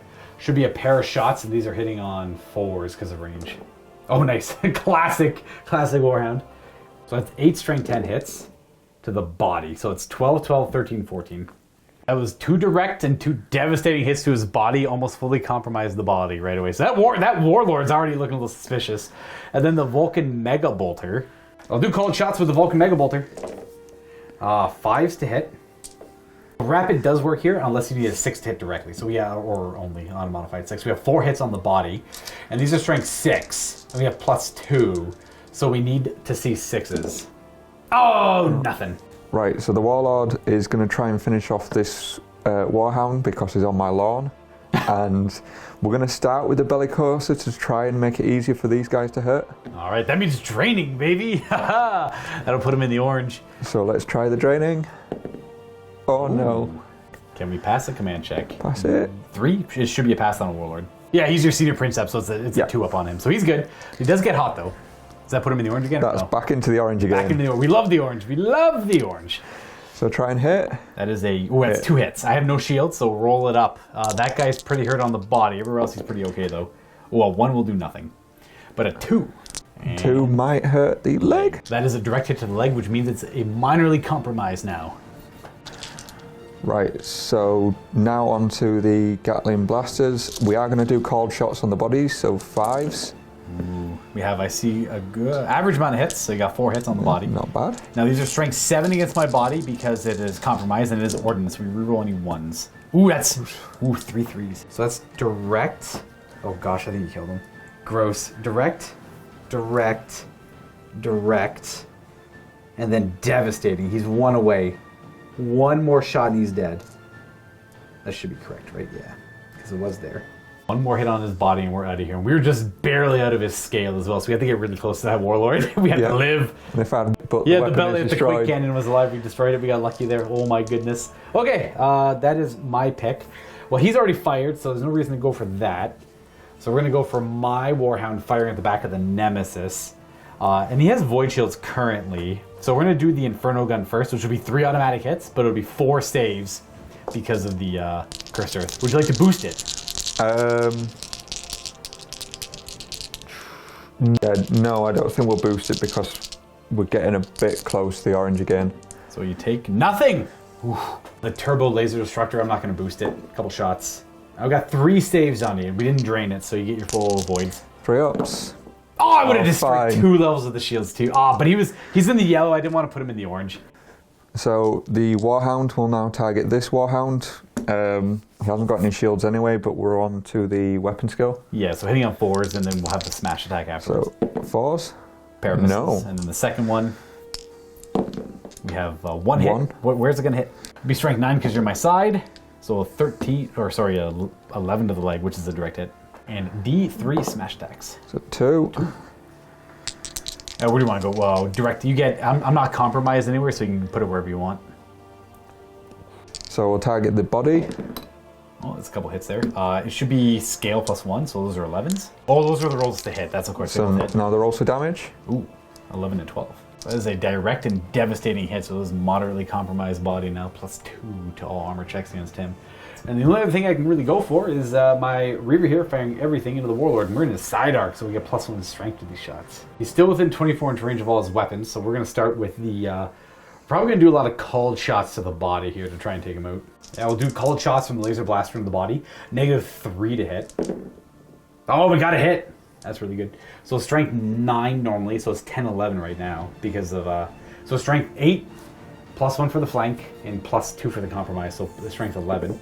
So, ooh, ranked 11, that's a 16. It puts him at the fully compromised body, and because it's a critical, it puts him at 2 tracks, because he was 1 away from fully compromised. So he's got Void Shield Generator burnout, which doesn't matter, but a reactor leak as well. And we have a few more shots coming in. We're just going to do called shots, everything in the body. So the Gatling Blaster. So these hit on 5s, called shots into the body. Oh, you dodge them all, very good. And then we have the Apocalypse Missile Launcher, same idea. Called shots into the body, we got a hit. Now, this is only strength 4, normally, but +1 for the flank and +3 for the body damage, so it's strength 8 currently.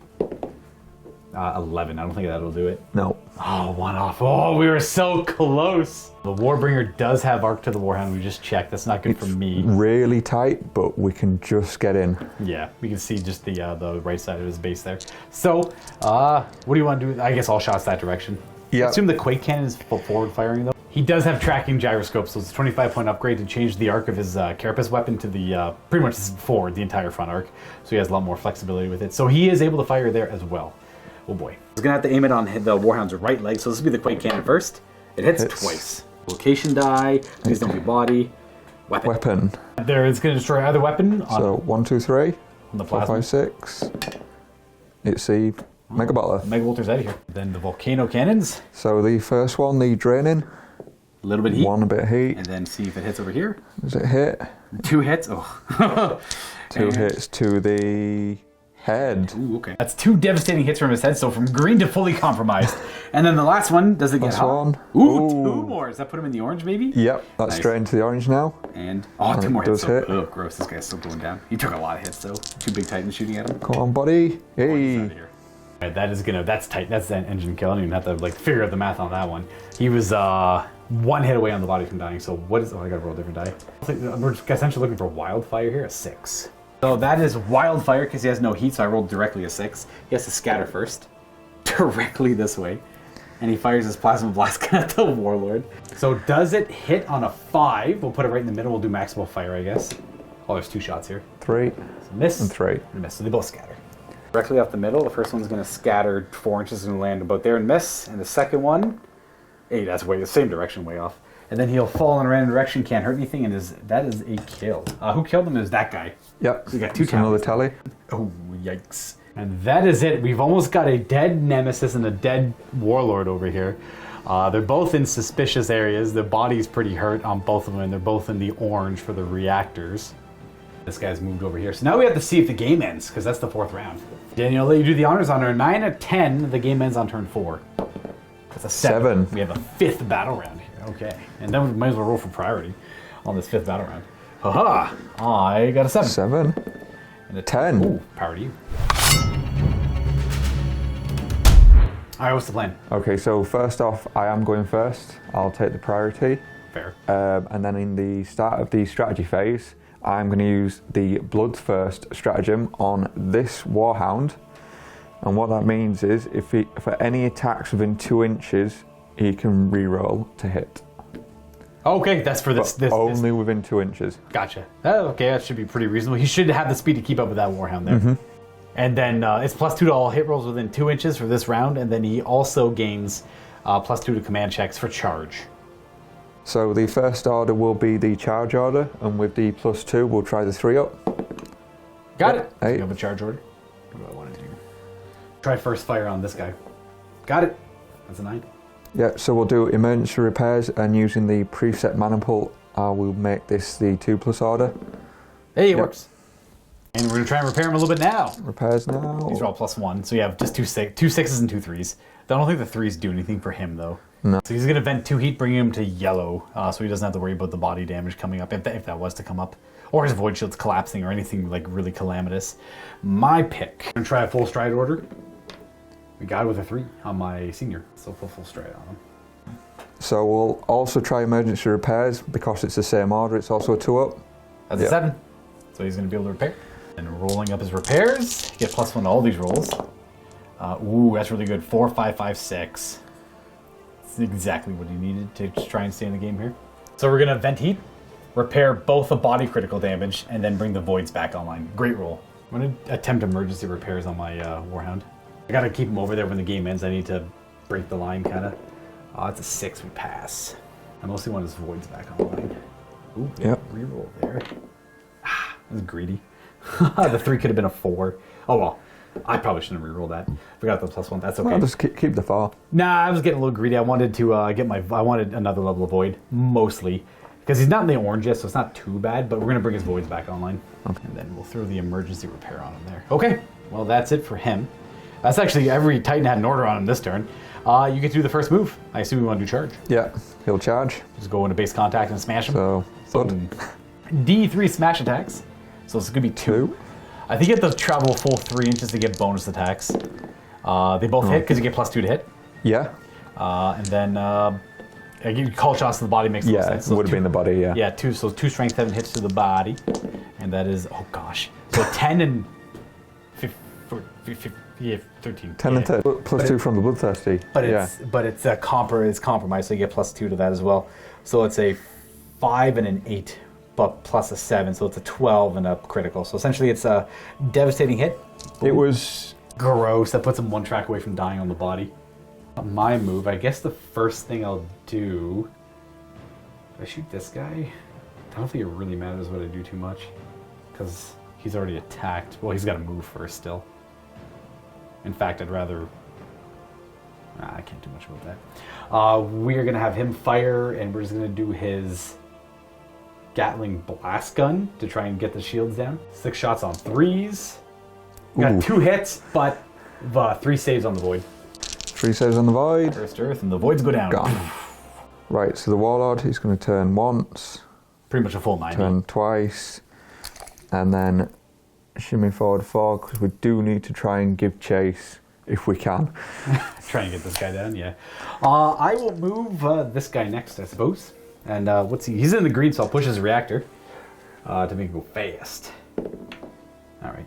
So 9 inches takes him to there, and then he'll full stride to the edge of the board. And at the end of the phase is when he leaves the battlefield before he sees the game ends. So he should be okay to leave the battlefield this turn.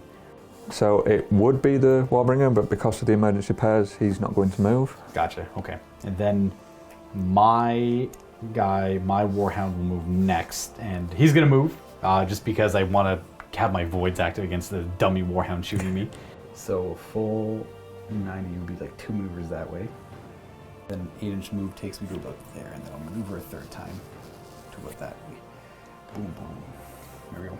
I would have liked to boost his movement to get further, but if I roll any reactor, he'll be in the orange and then take a body hit and die. So, no thank you. That's the last move because the first one was the charge. So we're on to damage control where you start, wherever you want. And no one's in the orange anymore because of emergency repairs, so we can start with We'll the just start with the warlord. No bonuses Top this time. again. Oh, but a good Ooh. roll. 665. Gonna use the 5 to bring the Quake Cannon back online. And then we have 2 6s to resolve. And we're gonna bring his Voids online yet again, and then vent a little bit of heat. I'll do my Warhound back there. 6 and a 4, I'll keep that, I guess. Do I do 2 levels of Void? I'm gonna do repair some critical damage and vent heat. Looks something like that. Oh, but he's got Void Shield Generator burnout, so his Voids would have collapsed when he took that charge damage, so those would have gone away. And then, I guess I do the same thing. I saw how many Void Shields. Oh, gross. Yeah, that is what it is. So repairs for the Warbringer.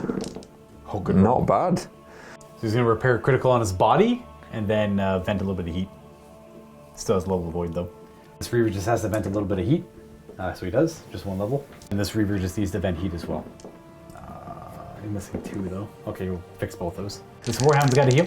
It's either shields or heat, or both. That works, okay. Yeah, 1 of each. We are now back up to full everything. Yeah, he's not hurt whatsoever. Now it's combat, but you get to pick. You get to start first. So the only ones who can fire are those 2, because he moved. Yep.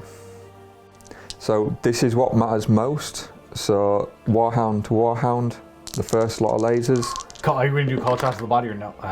No. So you got to hit, but it won't. But hopefully it's not the body. It is Body. Oh, sad Luca sounds. That'll be a critical hit on the body. Strength 8, that's a 13, 14, 15 because of rear is compromised, so it's 16 to the body. That's engine kill. It was perfect shot. It was the smash into my Void Shield Generator burnout, because I would have had a Void against that shot. Then the other one, I would have had an extra chance against it. Let's see what happens to him, though. D10, he's in the green, so it's just going to be a 3. That does lay him low. So he's going to scatter 2 inches directly backwards, and then he'll fall. So scatter there, and then he falls. That way. Engine kill. And then my go, I will fire with this guy, I suppose, and just put everything into the Warlord and hope for the best. Let's do everything into him. We'll start with the Apocalypse Missile Launcher into the Voids. We have 2 Void Shield checks. Would you like to boost it, or just take 2 4-ups? I will boost it because we are now back in the green, almost. Oh, no, maybe not. Still, roll command check, you pass. Yeah. So he takes a level of heat, and he has 2 4-up saves. Oh, he makes it! He's 1 away from orange for heat, and then we're going to do the Gatling Blast Gun is probably my best bet. I'm going to try the Laser Blaster, just shots on 4s, and I'll do Draining as well. For Shield Bane, because he's in the green. All right. And then 4s to hit. We got 2 hits at -1, so 5 up on the void shield. Would you like to boost it? No, because then we'll go back into the orange again. No, fine. Oh my goodness, go home. Go home. We have the Gatling Blaster. All right, well, that was a good choice to boost the voids, obviously. Laser, we have 4 saves on the void. That's just 4 ups. 4 ups. The 4, now they go down. No, Okay. got it. The Bellicosa on its left arm will be hard cover, so -2 to hit. The rest are fine, though. He's got full shield, so whatever you want to start with. We may as well just start with the Quake Cannon. Okay. It hits. Hits. Twice. 3 saves, though. I'll just roll him up. He takes 1 shield. And then draining on one of the volcano So cannons. the one that can hit, fine. Ooh. Command check. He passes. 6. So just a little bit of heat. Yeah. Does. He does hit twice. And then I got 3 saves on the shields. I'll boost it, I suppose. Let's see what it costs me. 1 heat. And I still have 3 up. We roll a 1. We're good. So the other one on 5s. Ooh, again. Gets a little bit of heat. Ooh, and fails. Ooh, and then roll a d6 on the Awakened Machine Spirit. That's a 1. 1. He's just simply feeling saucier. He will go up by 1, and it just ends the current action. That is it. Yeah, he was able to vent quite a bit of heat. So with 2 levels of heat, he went from green to yellow, 1 away from orange. But there's no real big threats on him now. And then my move, this guy has full stride, so he'll go right to the edge of the board. So that will be the end of the phase. There's no critical damages. The emergency repairs were very big, keeping the big titans fighting this turn. I had some hope to take them out, but I think that is that. We're going to go to the end of the phase where this guy will secure the crew of the Warlord and get off the table. All right, now we see if the game ends. You had the honors last time, so I'll roll this time. On a 5-up, we have 1 more battle round. 1 last battle round. We do. Okay, we have a turn. We have a turn 6, okay? Priority for that turn 6. I got a 7. A 2. All right. I mean, I guess you can have it. Priority to you. What's your big manifold order going to be for the 12s? Right. So the preset manifold is going to be first fire. Okay. We're going to start with the Warlord. I'm going for the 2-up. Right off the rip, it's a 1. Okay, no first fires. No one gets orders. Nothing. My order, however, I'm done going for kills here. I can't really possibly pull that off. All I have to do is try and get to that crater to deny 5 victory points on the 1 objective, but the secondaries might get a little suspicious here. So we're going to do no orders. I just want to move forward and shoot my guns. That's effectively it. If I can't do first fire because I got to move. And I don't need to do emergency repairs because I kind of want to shoot 2 and take maybe I'll get lucky and pop the Warlord. I doubt it, but you never know. So we're on to movement, where you get to go first. And this is just going to... Going up to that crater, so we're just going 5 inches straight ahead. Now move this guy. So that gets him within 30 inches of the battlefield edge.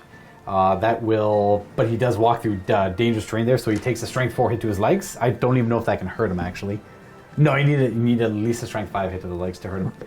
And then, I guess he'll maneuver. Aha, look at that. Genius. And that's it. You get to do your rest of your moves. We'll show you where the Titans end up. So nothing exciting. The Warlord moved in his front arc forward. The War Hound pushed his reactor to move 12, but rolled a blank face, so no cost there, just ending up there. And then on to shooting. You get to damage control phase. You get to go first. We kind of just did the damage control phase off camera. Wasn't very exciting. No one was in the orange, so we didn't have to roll in the reactor table. That was the main reason. Rolled a single 4-up on the Warlord, so vented heat. Got some heat, double heat on the Nemesis.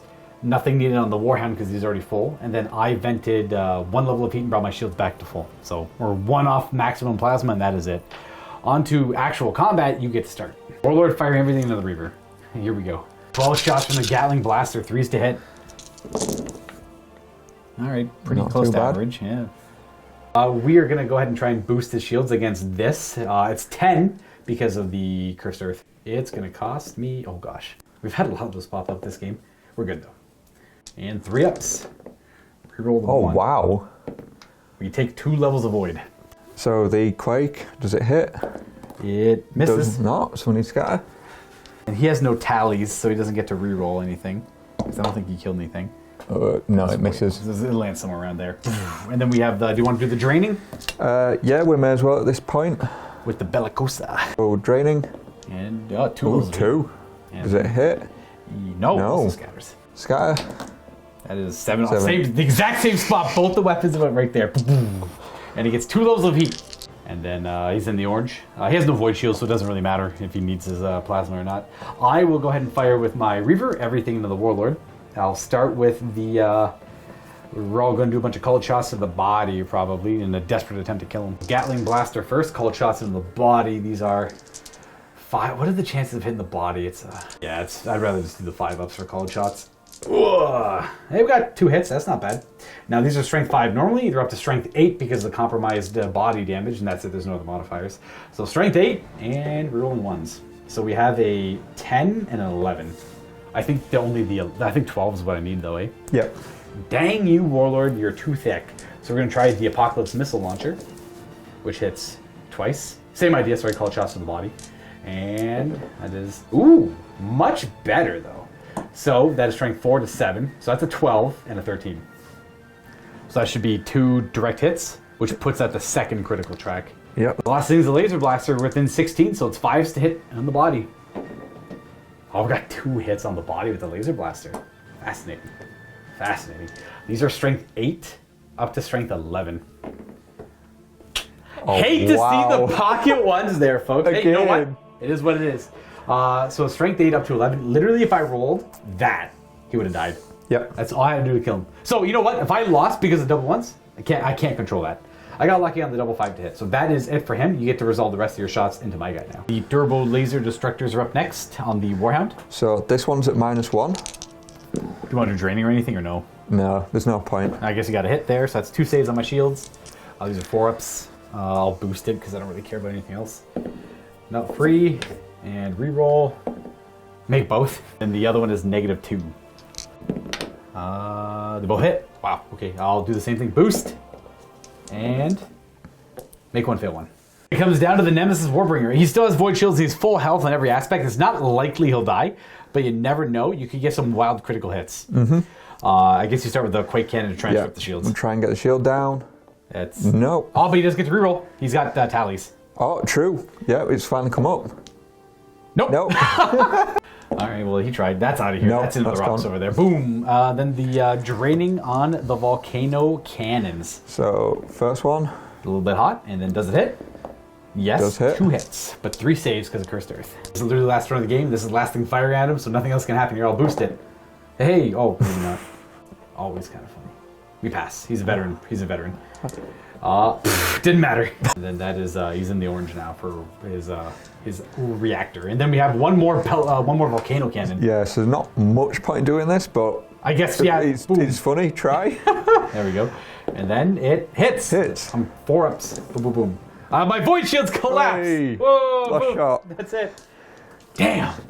Man, that's it. That's the end of the game. Fascinating. I can't believe I rolled. I guess like the chance of rolling a single one on the die was fine, but I could have rolled a critical and still killed him too. What did I need for? Dang. That double ones feels bad. Okay, well, that's it, Daniel. We're done. Let's go ahead and calculate points. I know for my primary, I was able to retrieve the Warlord crew. They're going to live to fight another day. That's worth 20 victory points. Now, the way yours works is if I'm not within 12, you get 5 victory points.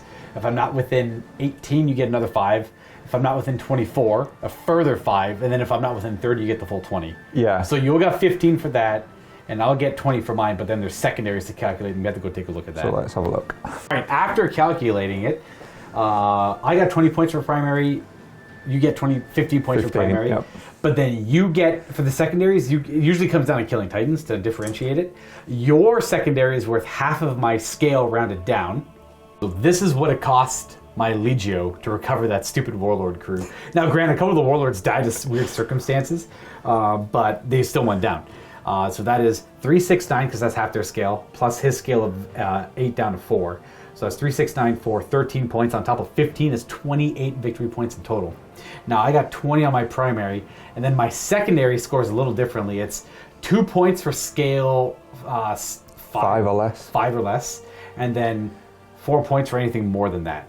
And yeah, so it's anything less than scale of 5 is 2 points, so it'd be like banners and whatnot. Anything more than that are 4 victory points. So I got these guys over here, 4, because that's scale 6, so I got 8 points as well. I got 8 points bringing me to 28, so it's literally a tie. Yeah, after all that. So we both got our objective done. You held the line. Yep. And I got my Titan crew. And then my secondary is vengeance for you destroying my Warlord. Then yours is kind of the same idea in a weird way. So this game came to a complete draw. Yeah. Fascinating. But like you keep saying, look how much it cost you just to get that warlord head back. And I guess, like in a roundabout way, I was able to keep the pressure on your battle line, keeping your Titan tied up over here. Like narratively, the nice thing about Titanicus is the match play missions do equate to a lot of narrative aspect. I gave up quite a bit here, but this guy remaining here kept these guys tied up because the battle is always more than just these maniples fighting. There's like off to the left, off to the right. The idea is I was able to achieve a little bit of a minor, like not a minor victory, but I was able to tie them up, which maybe meant another battle group somewhere else was doing well. Yeah. But on the same time, as much as I recovered my warlord crew, you like annihilated an entire maniple essentially for me to do so. So that's not great. But then it was also the funny parts in between where your Warhound just killed reacted and melted down. Another one sort of fell almost from tripping over.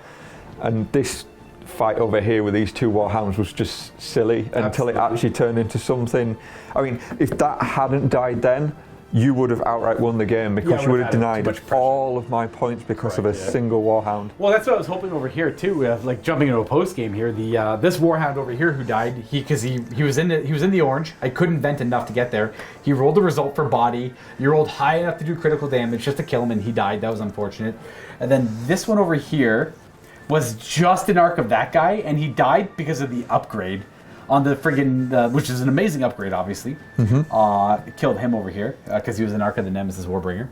And then I could have killed the Warlord a couple times over, but just a couple double ones for superficial damage. He pretty much has no body left. Well, yeah, because like it says, that Warhound got close with the plasma, and also going down with the plasma as well. And then him, the superficial, it just came up a few too many times, I think. It did. Well, like one more good hit or two more like literally, if I just rolled 2 2s, he was dead, down for the count.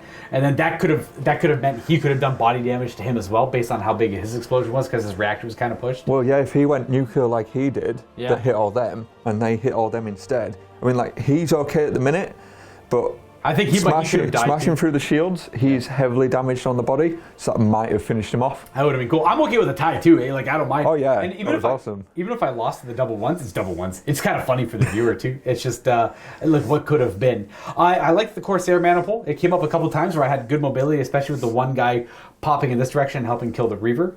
Except the Warhound is the one. That Warhound over there killed the Reaver. There was a lot of action in this game, which I like to see. Yeah. Instead of like just bouncing off a void shield. The Corsair really helped you with this mission, especially being able to sidestep to get onto the objective, quickly turn around at full speed, and then just go. I really do like the Corsair. This is the first time I tried to run like the Cursed Earth with a Storm, and I really like it. It puts a lot of pressure on the enemy void shields. It puts pressure on mine as well, but I have that better heal. I have the little more consistent healing with the Servitor Clades. Yeah, it definitely made a difference just for that extra one, but that extra one every time. Yeah, the entire game. It makes void shields like almost worthless. Like after like one Vulcan Mega, like I think you shot me with one Vulcan Megabolt, and I had like 9 saves. Yeah. I'm like, well, what's going on? Yeah, like, the very first one. Yeah. Yeah, because I thought it was good enough already, because the first time I read it, I thought it was just the first turn, but the fact that it's a whole battle, it's just huge. It's just, you know what, if you as a player just don't like void shields in general, 1 point for Cursed Earth. No one gets void shields effectively. And you know what, sometimes it'll work in your advantage. If you can play well enough with it, it can really work to your advantage if you're good at maneuvering and not taking too many void shield hits. But hey, that's the game. That was an amazing game, Daniel. Thank you for coming by. I love any opportunity to play Titanicus. This was a outstanding game, and I couldn't be like, if I could have every game be a tie, it's like ideal. That means we both had some fun, right? Oh yeah. And we both had stuff happen. Oh god, you sniped my poor Warhounds back there. Oh, I love these little guys. I don't know how I feel about the Inferno gun. I kind of like it. It automatically hits, especially with Cursed Earth. It's like, here, take four void shield saves. Boom. Yeah. Like, no rolling, just four saves. That's kind of nice to rely on that. And then he's also got this guy to like strip the shields a little bit more. Maybe I'll try it out a little bit more in the future with Cursed Earth. Well, even then, the first time it did all its damage, it was within the voids. It's like you did a huge amount of damage to the Warbringer's body. Yeah, it's just 3 on its own. Yeah, and he's a Warhound, so he can get behind. So he's like, here's like 3 strength 8 hits or 3 strength 9 hits, just automatic. Yeah, but it's kind of random where it goes. But it's really nice to have, I guess. So I'll give it a shot. Maybe I'll run 2 next time. I think everyone loves the Plasma Blast gun. Yeah. I think that gun is like bonkers. Like, it's such a powerful weapon on such a cheap little fast body. get behind someone who's like strength 12 hits, boom, no problem, no void shields, I don't care. Compared to all the other Warhound weapons, it's just so reliable for that scale and that cheap. It's just, you always need to have at least one, if not two. And you know what? Some of the Vulcan Mega Bolt I love too. It's just hitting on 2, 6 shots. You're gonna get on average 1/6, and there's 7 hits. Just 7 hits on such a cheap weapon, stripping void shields. It's just so good. And then, you get behind someone, then all of a sudden strength 6. It's like, oh gosh, I love Warhounds are my favorite. I actually, funny enough, don't actually like Reavers that much. I like the Warlords, and the Warhounds are my favorite. I've never tried the Nemesis out, even though I have one. I just haven't put him on the table yet. He's my favourite, and the fact that he's the only one that got any Mortis tallies this game shows that he was doing all the killing. Yeah, I like him. He's got the 4 Sorter Clades, but he's got like the Reaver stats. He sort of fits like nicely in the middle. Yeah. He's got, like you said, he's got the 4 service around the 3, but then he's also catching up almost to the Warlord with the additional stats. Yeah, I gotta try him out one game. There's a Manipul I'm gonna try with him. That's pretty much it for this game, there, folks. Leave some feedback down below what you thought. Always look to play more Titanicus. So if you're a guest and you're in the Ontario area, or maybe like northern New York, relatively close by, we're in Welland, Ontario, you want to play Titanicus, email support@miniwargaming.com, or actually it's technically go to miniwargaming.com/challenge, or email josh@miniwargaming.com directly, and then he'll be able to set up a game for you. So thank you again, Daniel, for coming by and playing the game. And thank you for an awesome game. I know I couldn't ask for a better game. Leave some feedback down below, guys, and we'll catch you next time for some more Titanicus or 40k or Horus Heresy, whatever you're here for. We got it. And toodles and happy wargaming, I suppose.